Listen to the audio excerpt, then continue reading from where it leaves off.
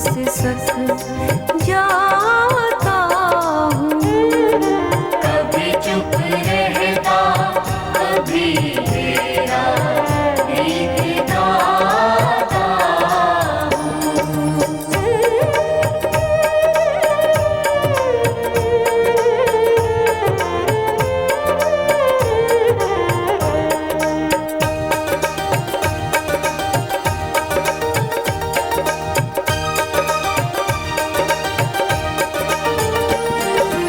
भूलता हूँ तो तेरी याद बहुत आती है।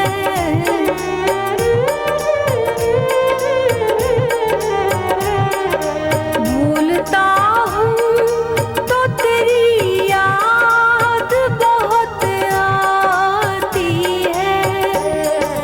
याद रखता हूँ तो खुद को ही भूल जाता हूँ।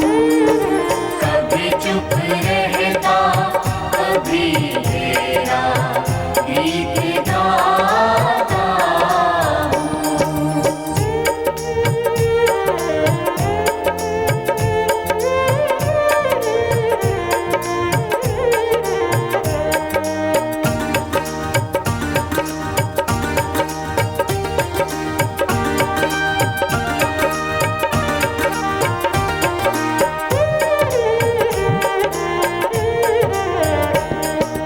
जब जुदाई थी तो मिलने को हम तड़पते थे।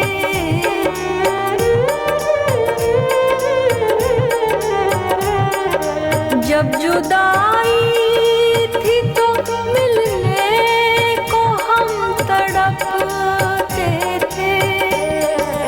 अब तो हर मिलन से कुछ और सुलग जाता हूँ। कभी चुप रहता, कभी तेरा गीत गाता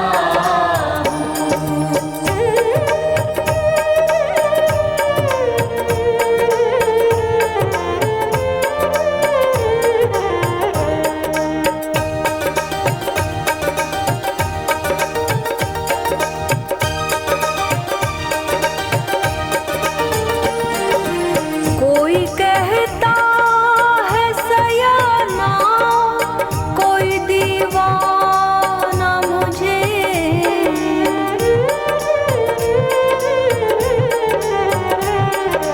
कोई कहता है सयाना, कोई दीवाना मुझे। मैं तो हर वक्त तेरा नाम गुनगुनाता हूँ।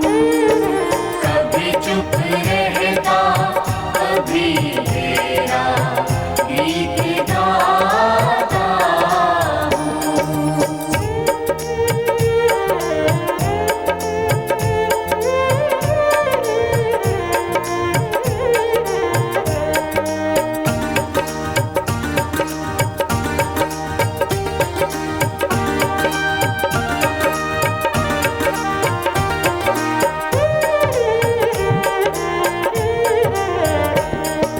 लोग कहते हैं जिसे जन्म मृत्यु या जीवन।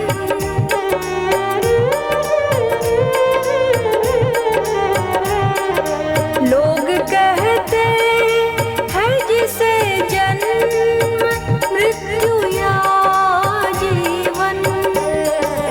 एक महाजिंदगी का टुकड़ा समझ पाता हूँ। कभी चुप रहता, कभी तेरा गीत गाता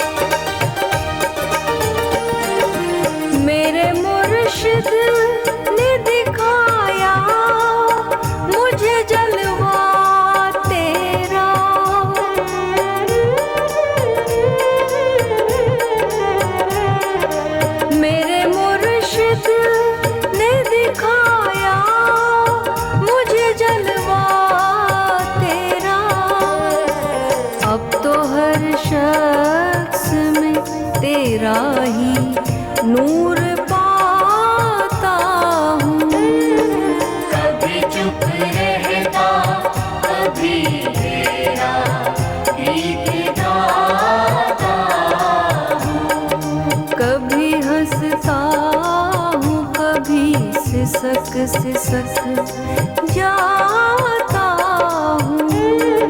कभी चुप रहता, कभी तेरा गीत गाता हूँ। नमस्कार। साधना के जहाँ इसमें सूत्र खोले हैं वहाँ भावदशा को भी व्यक्त किया है। कभी चुप रहता, कभी तेरा गीत गाता हूँ, कभी हंसता हूँ, कभी सिसक सिसक जाता हूँ। अब तुझसे प्रेम हो गया, तुझसे इश्क हो गया है। अब इश्क में क्या है, कभी मौज आती है तो गीत गाता हूँ, और कभी एकांत का रस लेता हूँ, अपने ही भीतर तुझे समेट लेता हूँ। तेरी याद से भरा रहता हूँ, तेरे एहसास से भरा रहता हूँ, तुझे चारों तरफ पाता हूँ कि मौन में भी तुझे याद करता हूँ, और जब गीत भी गाता हूँ तो तेरा ही गीत मेरे भीतर से निकलता है। बात सिर्फ इतनी है कि हर सांस में अब केवल तू ही तू है, तेरे सिवा कुछ नहीं। हर सांस में तू ही याद आता है, अब जीवन बस परमात्मा के सिवा कुछ नहीं बचा। और आगे, भूलता हूँ तो तेरी याद बहुत आती है, याद रखता हूँ तो खुद को ही भूल जाता हूँ। विरह सुमिरन की बात करते हैं, क्योंकि सब कुछ कर रहे हैं, यहाँ पर सब काम भी है, सब कुछ है, लेकिन इसमें कभी थोड़े पल भी अगर तू विस्मृत हो जाता है तब भी तेरी याद आती रहती है। संतों ने इसको विरह सुमिरन कहा है कि तेरी याद नहीं भी आ रही तब भी तेरा ख्याल बना हुआ है, तेरा सुमिरन नहीं कर पा रहा। ख्याल, फिक्र और जिक्र, सूफियों ने दो शब्दों का प्रयोग किया है, और यहाँ भी ख्याल और सुमिरन, तेरी याद है, तेरा एहसास है, और सुमिरन, संतों ने इसे ऐसे दो शब्दों में व्यक्त किया है। भेद क्या है? भेद क्या है कि बस तेरा ख्याल मतलब तेरा होने का एहसास तो है, लेकिन मैं पूरी त्वरा से बैठकर एक चित्त होकर तेरे साथ प्रेम का आदान प्रदान अब नहीं कर पा रहा हूँ, क्योंकि इसके लिए आपको थोड़ा खाली होकर, कोई व्यस्तता ना हो, बस ऐसे ही उसकी याद में अपने प्रेम का इजहार भी करना होगा, और उसके प्रेम को ग्रहण भी करना होगा, उसके प्रेम को महसूस भी करना होगा, क्योंकि वो तो हमसे पहले हमें प्रेम करता है।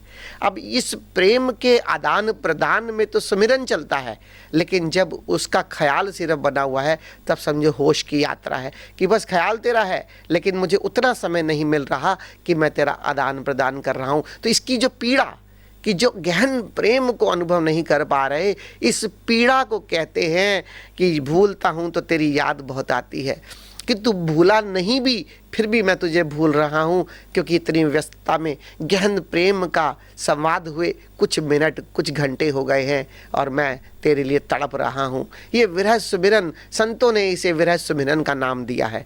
याद रुकता हूँ तो खुद को भी भूल जाता हूँ। जब तेरे साथ प्रेम का आदान प्रदान कई बार इतना गहरा हो जाता है कि मैं खुद को भूल जाता हूँ। अब यहाँ पर खुद को भूल जाना भी एक पीड़ा है, क्योंकि अगर देखो तो ओशो ने एक नया मार्ग बताया है। कुछ लोग हैं जो प्रवृत्ति मार्ग के हैं। प्रवृत्ति मार्ग मतलब केवल परमात्मा की याद, अपने से कुछ लेना देना नहीं। लेकिन कुछ लोग हैं जो निवृत्ति मार्ग के हैं, कि परमात्मा से कुछ लेना देना नहीं। महावीर जैसे कि आत्मा की बात है, केवल अपनी आत्मा का ख्याल है, आंख बंद है, आत्मा है, और बाहर के संसार से विरोध भी थोड़ा हो गया कि बाहर से संसार से जैसे कुछ लेना देना नहीं। लेकिन ओशो ने जो मार्ग दिया, न प्रवृत्ति दिया न निवृत्ति दिया, ओशो ने मार्ग दिया स्मृति मार्ग। और वो क्या है? वो क्या है? परमात्मा का भी ख्याल और आत्मा का भी ख्याल। वो कहते हैं सुमिरन ऐसा चले कि हर आती सांस में परमात्मा तेरी याद है, मैं तुझे प्रेम कर रहा हूँ, और हर जाती सांस में मैं तेरे प्रेम को रिसीव कर रहा हूँ, तेरे प्रेम को महसूस कर रहा हूँ, अपनी आत्मा में स्थिर हो जाता हूँ। अब ये स्मृति मार्ग है। सुमिरन में दोनों चल रहे हैं, एक सांस में परमात्मा और दूसरी सांस में आत्मा।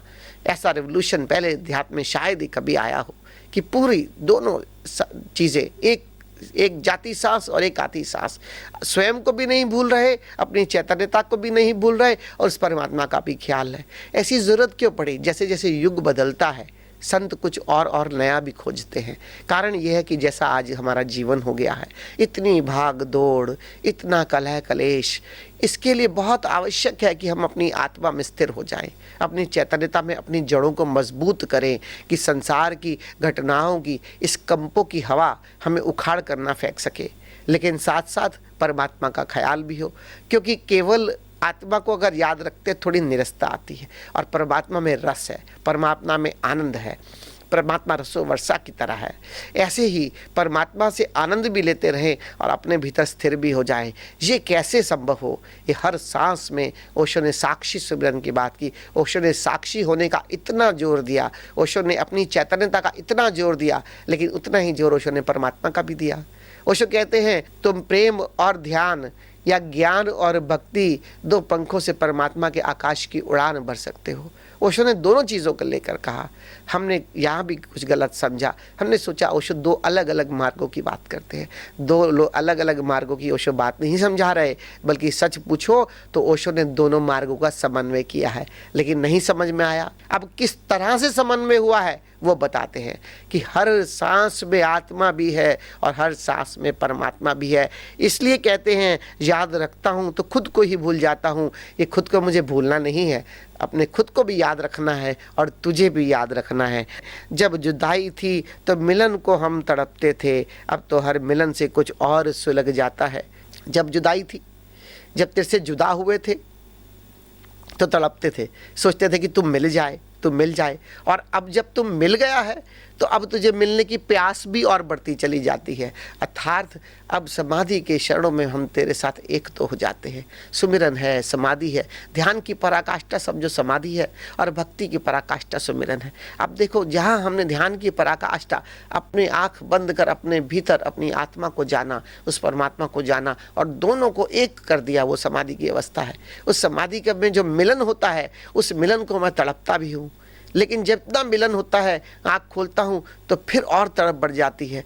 फिर तेरी याद में रहता हूँ, कभी तेरी याद में हंसता हूँ, कभी तेरी याद में रोता हूँ, कभी तुझे महसूस करता हूँ और कभी अपने भीतर ही इतराता हूँ कि तू इतना प्रेम करता है। कोई कहता है सयाना, कोई दीवाना मुझे, मैं तो हर वक्त तेरा नाम गुनगुनाता हूँ। कोई मुझे सयाना कहता है कि देखो परमात्मा को जान लिया, लेकिन कोई दीवाना भी कहता है क्या पागलों की तरह ये किस चीज़ में लगे हुए हैं।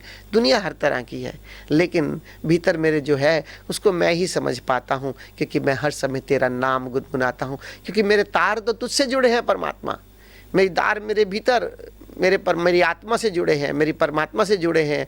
मैं तो अपने आप में मस्त हूँ, मैं तो अपनी मौज में हूँ। सूफी बड़ी मौज में रहते हैं, सूफी बड़े आनंद में रहते हैं, बड़ी मौज में रहते हैं, लेकिन उनकी मौज को हम समझें। वो मौज हमें भी बता रहे हैं कि तुम भी ऐसे ही समाधि को जानो, तुम भी ऐसे सुमिरन में जियो, तुम भी ऐसे उसकी याद, उसके होश में जियो। क्योंकि होश के बिना कोई साधना नहीं, जागरूकता के बिना कोई साधना नहीं। जो इंसान होशपूर्ण नहीं हो सका वो ना समाधि को जान सकता है, ना ध्यान को जान सकता है, ना सुमिरन को जान सकता है।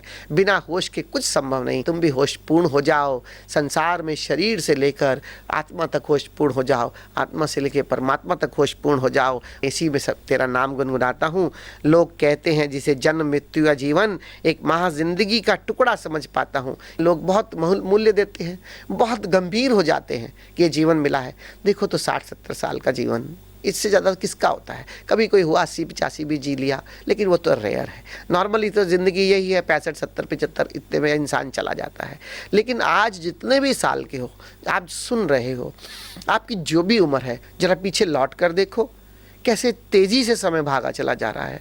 हाथ से समय जैसे मानो मुट्ठी में रेत है और हम पकड़ने की कोशिश कर रहे हैं जीवन, और मुट्ठी से रेत फिसलती चली जाती है। ऐसे ही जीवन फिसल रहा है, समय भाग रहा है। इस एक जीवन से कुछ खास महत्व नहीं, लेकिन गैर गंभीर होकर, मस्त होकर, इस जीवन का अर्थ समझते हुए, इस जीवन को निखारते हुए, इस जीवन को होशपूर्ण और जागरूक बनाते हुए इस जीवन को जीने का सलीका सीखो और मस्त हो जाओ। और ऐसे ही कई जीवन हैं। जन्म मृत्यु, एक बार जन्मते हैं, फिर विदा हो जाते हैं, फिर जन्मते हैं। ये जो जन्म लेने की, मरने की और फिर जन्म लेने मरने की श्रृंखला है, इसी को महाजीवन कहते हैं। इतनी श्रृंखला के हिस्सों में हमने कितने जीवन जी लिए, कितनी बार आए, कितनी बार विदा हो गए। क्या मनुष्य अहंकार करता है कि मैं ये, मैं वो, मेरा इतना पद, मेरे पास इतना धन, कहाँ समझ में आता है? अपने जीवन पर देखो, दृष्टि डालो, एक एक पल ऐसे भागा चला जा रहा है, हाथ से छूटता चला जा रहा है। और बस इसको गवाओ मत, कलह कलेश में, गुस्से में, क्रोध में, कामनाओं में इसे गवाओ मत। सत्य को जानो, होशपूर्ण हो जाओ, प्रेम पूर्ण हो जाओ, करुणा में जीवन बिताओ। ये हमें सीखना होगा। मेरे मुर्शिद ने दिखाया, मुझे जलवा तेरा, अब तो हर शख्स में तेरा ही नूर पाता हूँ। मेरे मुर्शिद, मेरे कामिल मुर्शिद, मेरे ओशो ने मुझे ज्ञान दिया, भक्ति दी, मेरे ओशो ने मुझे जना दिया परमात्मा तेरा स्वरूप क्या था। अब मैं सबको बांटता हूँ, सबको बताता हूँ तेरा जलवा कैसा है। और खाली बताता ही नहीं, हर रूप में तेरा ही नूर पाता हूँ, हर शख्स में, हर पूरी सृष्टि में अब मैं तुझे ही पाता हूँ कि परमात्मा ये सारे बंदे भी तेरे हैं, ये प्रकृति भी तेरी है, ये सृष्टि भी तेरी है, और मेरे भीतर भी तू है, और सर्वस्व बस तुझे ही तुझे पाता हूँ। ये वो दृष्टि है जब कोई संत परमात्मा में 24 घंटे जीता है, जो कोई संत जिसके भीतर आत्मा और परमात्मा का सुमिरन सदा चल रहा है, जो सदा परमात्मा के होश में है, उसे परमात्मा के सिवा कुछ दिखाई नहीं देता। हमें भी प्रेरणा लेनी होगी और जी से हमें भी प्रेरणा लेकर अपने जीवन को दिशा देनी होगी, और वो दिशा जो हमें आनंद पे ले जाए, वो दिशा जो हमें प्रेम सिखाए, वो दिशा जो हमें करुणा से भर दे, वो दिशा जो हमारा विकास करे, वो दिशा जो हमारे जीवन में हमें जीने का सलीका बताए, और वो दिशा जिसमें हम 24 घंटे उस सूफ़ी की मस्ती में रह सकें। धन्यवाद।